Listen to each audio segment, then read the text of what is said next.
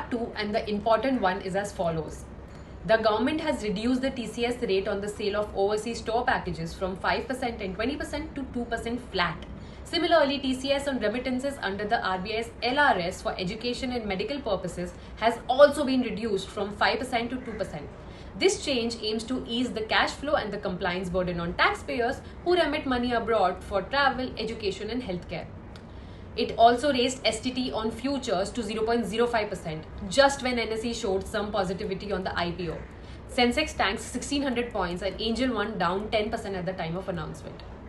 Buyback no longer tax-free for investors. Till now, when a company did a share buyback, it paid a buyback tax. But now, shareholders will be taxed and it will be treated as capital gains along with promoters having to pay an extra tax.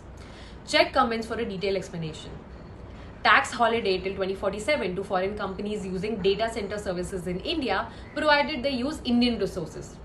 We had said this earlier. India will be the second order derivative play on AI. NRIs moving back to India will now get 6 months to declare their foreign income under the Foreign Income Disclosure Scheme. This is being done for easy transition. Timelines for revised return increase from 31st December to 31st March with a small fee, but no change in the tax slab. Beware, since the penalty for misreporting income has been increased to 100% of the tax amount. Lastly, fiscal deficit stood at 4.8% of the GDP, down 80 bips than FY24. This is it as far as the budget is concerned. If you have any doubts or need clarification, please comment below. Until then, follow us.